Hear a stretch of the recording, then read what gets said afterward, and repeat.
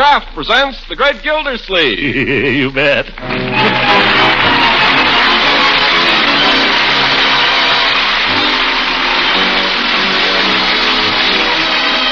Kraft Cheese Company, makers of Parquet margarine and a complete line of famous quality food products, presents Harold Perry as The Great Gildersleeve. Kraft brings you The Great Gildersleeve every week at this time, written by John Whedon and Sam Moore with music by Claude Sweeten.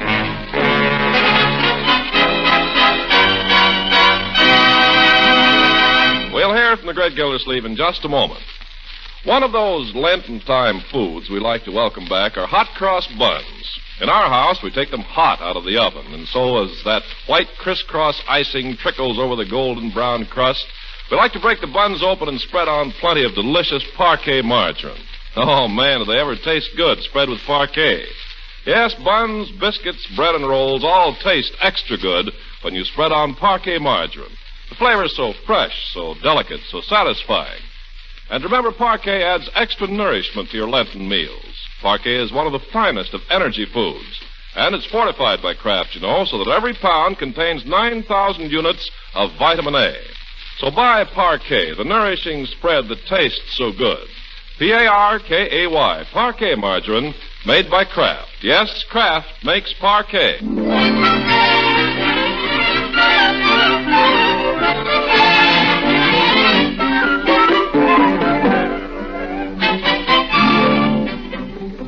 You got to accentuate the positive, eliminate the negative. Well, Gildersleeve appears to be in fine spirits this morning and a pretty fair voice. What's come over him anyway?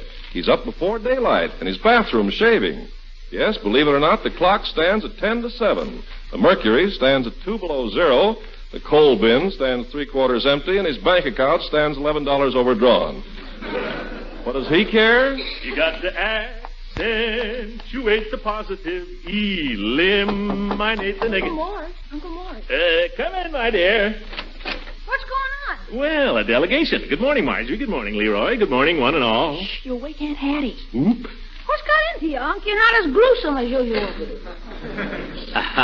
Yes, what is it? Step inside and close the door. Children, Yes? you got to accentuate. Oh, come on, Unc. What is this? Children, your uncle is the bearer of glad tidings. What do you mean? Your Aunt Hattie, may her tribe increase, has decided that her mission here is accomplished. She's not going home. She's going home. Quiet, quiet. Let sleeping dogs lie. Oh, I shouldn't have said that. That's no way to talk about Aunt Hattie. Don't ever let me hear you talk that way about Aunt Hattie, Leroy. No, sir. Very kind of your aunt to come here and look after you like this. That's no way to talk about her. You understand? What a character. You took the words right out of my mouth. When's she going, Uncle Mort? I don't know, in a few days. As soon as she can get a ticket. But we mustn't rush her, you understand? I don't want you to say anything about this. Not a word. Okay. Now, hand me that mug, will you, my dear? Where's my... Leroy, give me that brush. Can I mix up the lather, Unc? No, you may not. Why? Because I prefer to do it myself. You may go now, children. Oh, can't we stay and watch? Yeah, let us watch, Unc. What is there to watch? You look so funny when you shave. You make such funny faces. Well, I have to make faces. Now, go on out. I can't shave with people watching me. Oh, please. Please, Unc. Well, if you keep out of the way. Don't forget under your chin, Uncle Mort. Which chin? Yep. Listen, you, I've been shaving myself for 30 years now, and I don't need any advice. Yeah? Who's there? It's me, Mr. Gildersleeve, Bertie. Open the door, Leroy. I didn't want to disturb you. I just... What's the matter? Never seen a man shave before, Bertie? Excuse me, Mr. Gildersleeve. I heard you stirring around up here, and I wondered how soon you wanted breakfast. I'll be ready in 7 1/2 minutes, Bertie. Yes, sir. How about her? Is she up yet? Miss Forrester. Bertie, she's leaving. Shh. Leaving? Not so loud, Bertie. But it's true. Miss Forrester is leaving. Hallelujah. Baby, this is the turning point. That just goes to show, Mr. Gildersleeve, that shows the power of prayer. Well, you keep right on praying, Bertie. But in the meantime, how about a little breakfast? Mr. Gildersleeve, it strikes me that this is the time for buckwheat cakes and sausages. Oh, man. Come on out here, you children. Let your uncle shave, and you get dressed. Breakfast in 10 minutes, you hear? Okay, Bertie. You got to accentuate the positive. That, Mr. Gildersleeve. Eliminate the negative. Latch on to the affirmative. Don't mess with Mr. In-Between.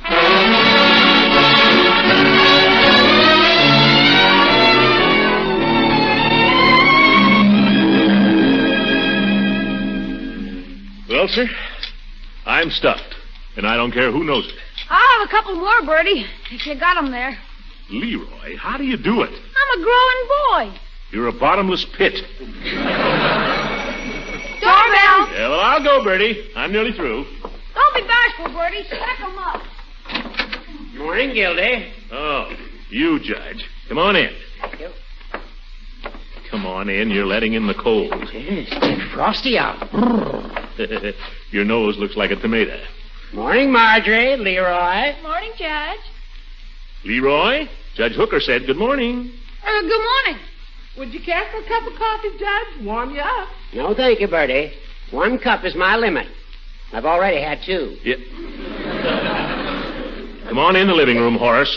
Take off your earmuffs. Can't stay, Gildy. I gotta get down to the office. I just dropped in to get your proxy. My proxy? For what? For the meeting tonight, the Jolly Boys Social Club. We're holding an election of officers, and I knew you wouldn't be able to attend, so I thought I'd Now, just... wait a minute. What makes you think I won't be able to attend? Well, will you? Well, as a matter of fact, no, I don't think I can. Now, what's so funny? Oh, golly, Gildy, she certainly got you tied to her apron string. Oh, is that so? I'd come if I wanted to. Only I don't want to.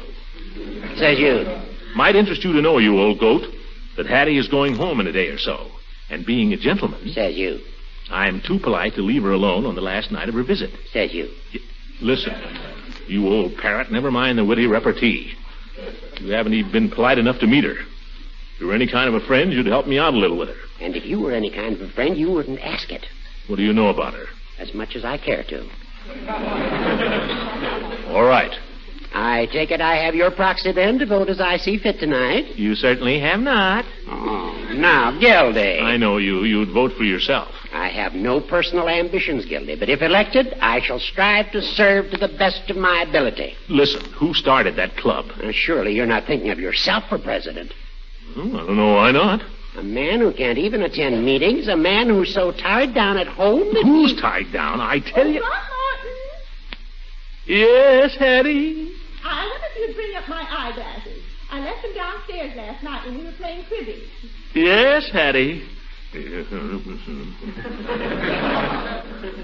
All right, laugh, you old goat. You just wait till you need a friend.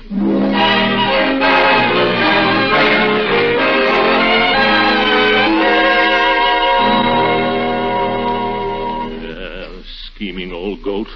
I start the club and he wants to run it. Why, George, if I could get down there tonight. Why don't you just go, Uncle Mort? What? And leave Aunt Hattie all alone on her last night here? Oh, no, my dear, that wouldn't be very nice. If there's anything I hate, it's a schemer. She's coming downstairs. Huh? I remember what I told you. No remarks about her leaving. And for goodness sake, be polite. Or she'll think she's got to stay and start work on you all over again. Don't worry. You too, Marjorie. Yes, Uncle Mort.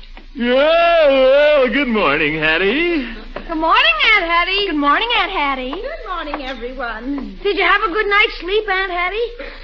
Why, yes, Leroy, I did, thank you. That's good. I was afraid noisy children might wake you up, so I didn't let anybody play in the front yard. Well, that was very thoughtful, Leroy. Yeah, that's me.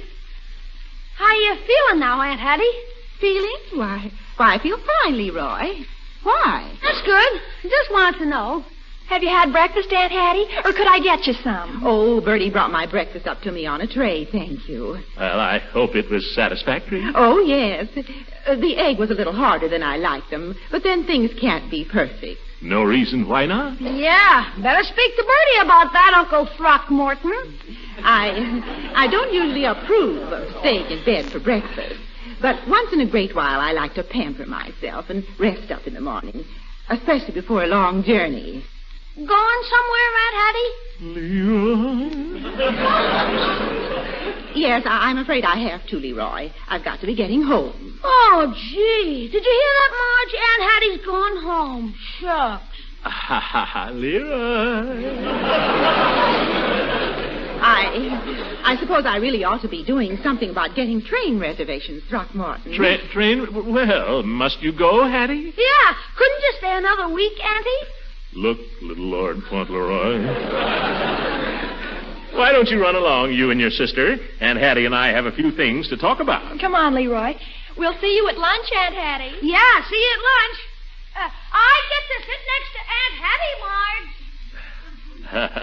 Marge. You've certainly done wonders with those children, Hattie. I hope it lasts. Oh, by the way, Throckmorton, there's something I've had on my mind. Oh? What's that? It's about the children. Yes? Have you ever considered what would happen to them in the event that you, passed on? Passed on? Died. I'm not going to die. Yes, but if you did, you ought to consider that, you know. What provision is made for them in the event of your demise? Demise? Well, I don't remember exactly, Hattie. It's all in the thing there, the legal papers. Well, I must say you don't seem very clear about it, but if you say it's taken care of... Wait a minute. Maybe you'd like to talk to Judge Hooker about this. Well, it's no business of mine. You're the children's guardian. No, I think you've got a very good point there, Hattie. The judge is a regular bear cat on all that legal stuff. Tell you what I'll do. I'll call him right up. Well, I didn't mean to... Oh, the judge would love to talk to you about it. Now, I'll ask him to come over this evening. Are you sure he wouldn't mind? Mind? He's been dying to meet you.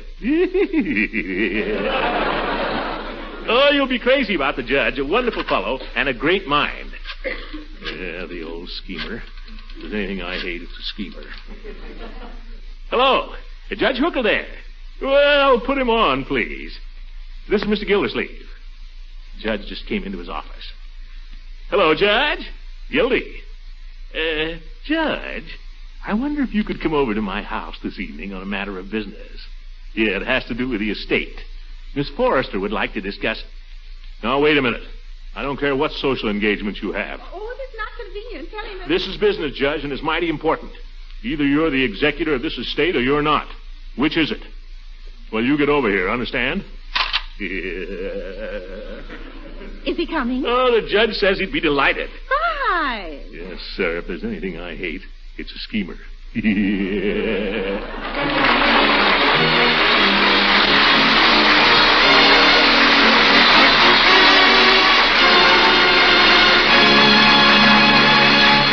Greg Gildersleeve will be with us again in just a few seconds.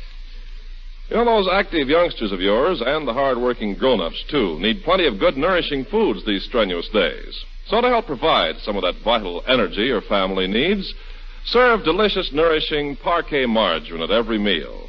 Include Parquet margarine in lunchbox sandwiches, too, because this spread that tastes so good is also one of America's best energy foods. What's more, Parquet provides your family with some of that important vitamin A they need every day for good nutrition. Kraft, you see, fortifies every single pound of Parquet with a guaranteed 9,000 units of vitamin A. So serve Parquet often for its grand flavor goodness and also for the splendid nourishment it provides. When you buy margarine, insist on Parquet. P-A-R-K-A-Y. Parquet margarine, the Kraft quality spread for bread. Yes, Kraft makes Parquet.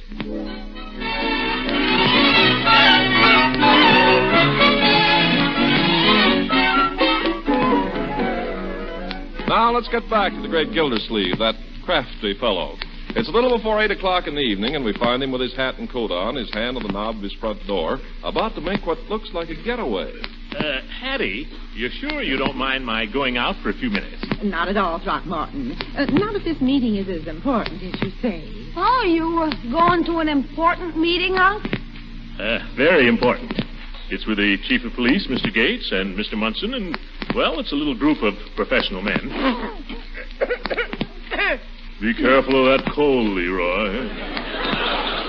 We wouldn't want Aunt Hattie to have to nurse you through an illness, would we? Oh, I'm all right, Unc, honest. Just watch it. Well, Hattie, you won't be alone. Judge Hooker will be arriving in a few minutes, and you'll be crazy about him. Oh, I'm sure he's very nice. Oh, he is. Well, I'll be going. Leroy, in case I don't get back before you're in bed, good night. Good night, Uncle Mort. See you later, Hattie. Oh, one more thing. If you should finish up your legal business before I get back. Judge Hooker just loves cribbage. Well. Yeah. Goodbye now.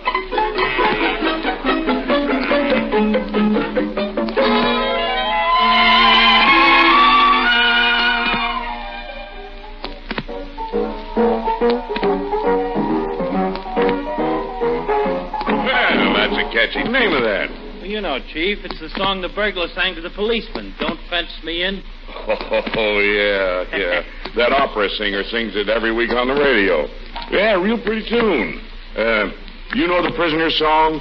Oh, if I had the wings of an angel. Oh, get your mind off of business, Chief. Oh. We're here to relax tonight. I'm relaxed.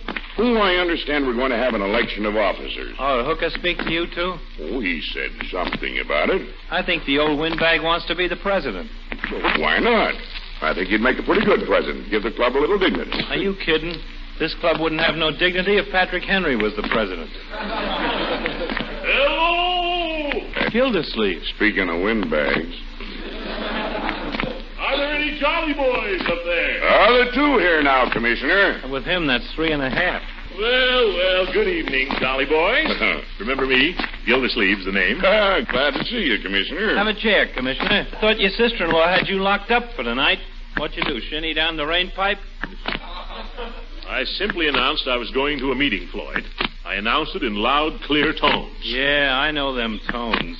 Do you mind if I go to a meeting tonight, lovey-dovey? Well, I'm here anyway, fellas. And the judge is trapped for the evening. Oh, now, Gildersleeve, I don't know whether you should have done that or not. The judge has his heart set on this election. What do we want with a president anyway? Oh, we should have a secretary, too. Get a secretary, he's got to write letters. All we want to do is play a little poker. Just the same, I say Hooker'd be a good president. Tell me, Chief, what office did he promise you? The reason I mention it, he promised... We said he'd make me secretary. That old double-crosser. The thing makes a man lose his faith in human nature. After all, are we sure Hooker is human? Right. Now...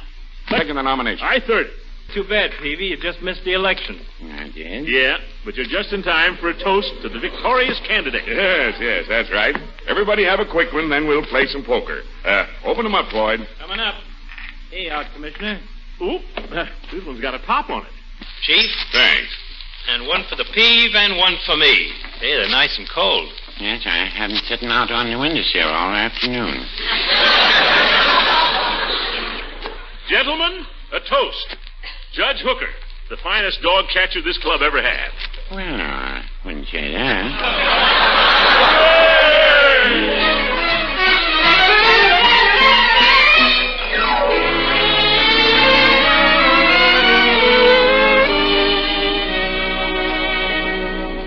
Well, what did I tell you, gents? Here it is, almost 10 o'clock, and no Hooker. Sitting there with that old battle axe. I bet he's fit to be tied. Yeah. If you don't mind, Floyd, my sister-in-law is not a battle axe. No offense, Commissioner. She's a woman of character. That's what I said. And every inch a lady. Isn't that right, Peavy? Oh, absolutely. Peavy knows her. She's one of his best customers. Isn't she, Peavy? She's been a very good customer on your charge account.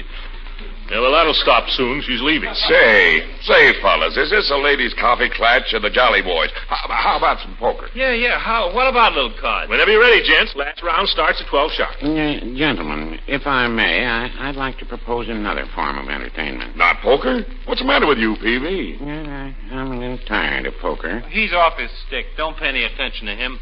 Peavy's all right. What's your proposal, Peavy? Well, how about some nice brain ticklers? They're a lot of fun, and nobody gets hurt.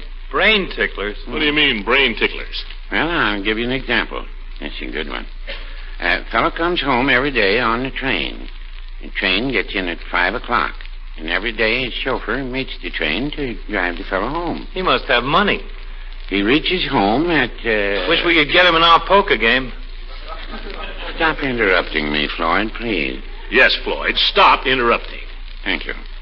The train arrives at 5, and the chauffeur gets him home at 6 every day. But one day... He must live quite a ways from the station. He lives in a fashionable neighborhood, Floyd.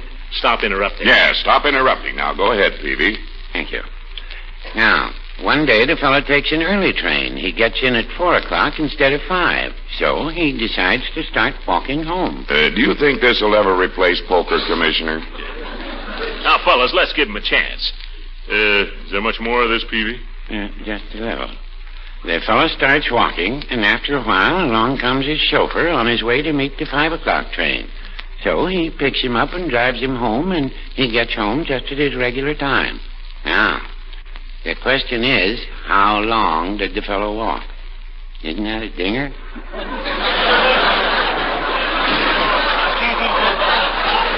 Well, I'll let you boys figure it out while I have another Coke. Yeah, get me one, too, will you, Floyd? Yeah, me too, Floyd. Say, how about a song? Yeah, let's have a song. Oh, I feel just like a song. Oh, fellows, aren't you going to solve the brain tickler? Oh, that. Well, I didn't really get all the details, Peavy, the way everybody kept interrupting. Yeah, I'll tell it to you again, Mr. Gildersleeve. Now, this fellow comes home on the train every day. Here, Peavy, have a Coke and quit worrying about that rich commuter. Thanks, Floyd. His train gets in at 5 o'clock. Oh, then the chauffeur drives him home. That's right. The chauffeur gets him home at 6 o'clock. But on this one particular day... Excuse me just a moment, Peavy. Floyd, did you bring a new deck of cards tonight? Yes, sir. Got 'em right in my pocket. Fine. Sorry, Peavy. The chauffeur drives to the station every day at 6 o'clock. No, he gets home at 6 o'clock. Oh, I've got it. I know the answer. You can't know the answer. I haven't finished stating the problem. The man usually arrives at 5, but one day he arrives at 4. Oh, yes. Now, just a moment, Peavy, if you don't mind. Say, Floyd. On that day, he starts walking home. What is it, Commissioner? His chauffeur starts at the usual time. Hey, wait a minute, Peavy. Fix me up another Coke, will you? You bet. Now, Peavy, sorry. The chauffeur meets the man and drives him home. Put a piece of ice in it, Floyd. Okay. Well, Peavy, what about the brain tickler? No, go to grass. You can tickle your own brain. Well, here's your Coke, Commissioner. Oh, thanks, Floyd. By George, it's a shame poor old Hooker has to miss all this fun. The club doesn't seem the same without it. You're right, Commissioner. Doesn't seem fair for us to be having all this fun with him not here. I think we ought to drink a toast to the judge's empty chair. It's far from empty, Floyd. Mr. Gildersleeve is sitting in it. Well, let's have the toast anyway. To absent friends. To absent friends. Good old Hooker. Got a heart as big as all outdoors. And just as cold. Floyd, how can you speak that way of our dear absent friend? Just slipped out, Commissioner. I could have bit my tongue out as soon as I said it. Well, I'm glad to hear that. I yield to no man in my admiration of Judge Hooker. As a gentleman, as a scholar, as a poker player. He sings a pretty fair baritone, too, fellas. Sings like a nightingale. A tone-deaf nightingale. Say, how about a little song as a tribute to the judge? Why, for that, we could do his old favorite. Oh, promise me that one day when I... Oh, brother. Oh, I can't go on with it with him not here. Say, how about the Banks of the Wabash? He always loved that. Yeah, Wabash it is. Come on, play it, Floyd. Just give us a chord. All right, here we go. Oh, the moonlight's fair tonight along the Wabash. From the fields there comes the breath of newborn hay.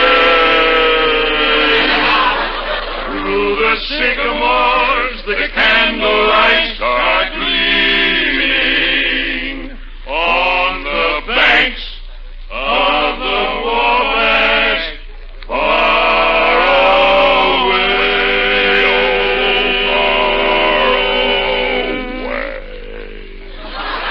Oh, great. Let's do it again, huh? This one's really for Hooker. Oh, the moonlight.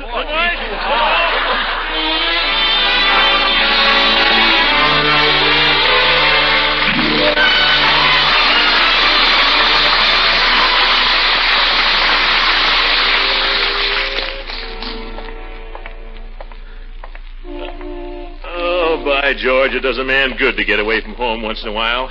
You know that, Peavy? I dare say. Yeah. You want to get out oftener yourself, Peavy, you know it? You want to be like me. No, I wouldn't say that. Sure, look at yourself, Peavy. You go home every night, and what do? You read the paper, you listen to the radio a while, and then you go to bed. You're in a rut.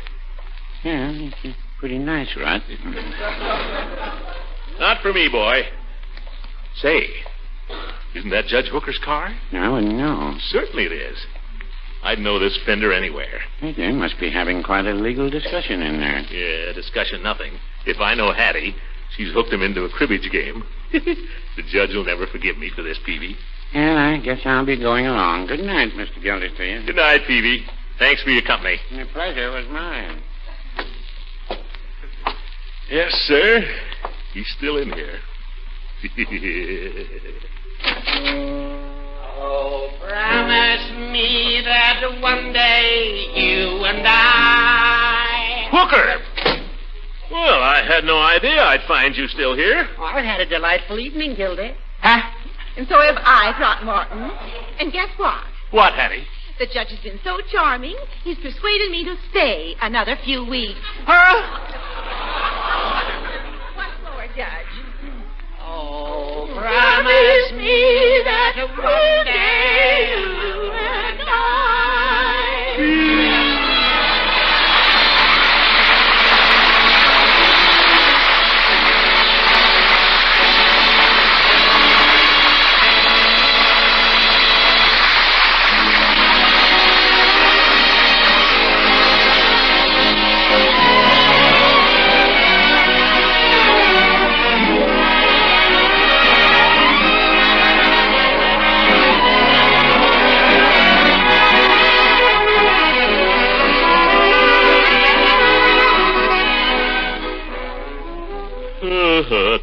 Trouble. How do I do it?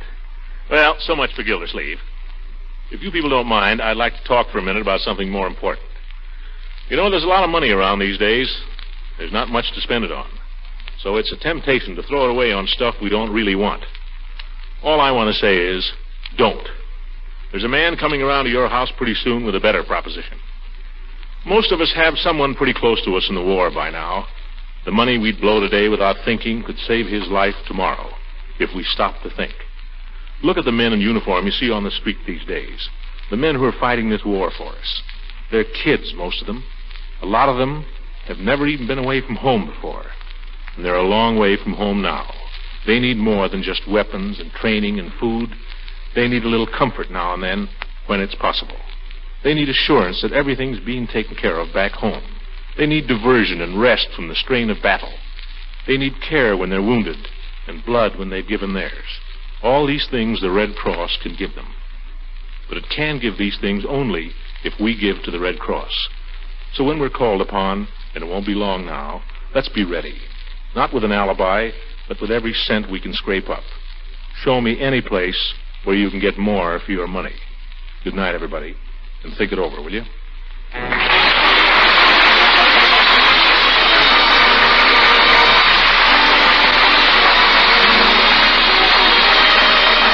Music on this program was directed by Claude Sweet. Ken Carpenter's music for the Kraft Cheese Company, makers of Parquet Margarine and a complete line of famous quality food products. Kraft invites you to listen again next week for the further adventures of the great Gildersleeve.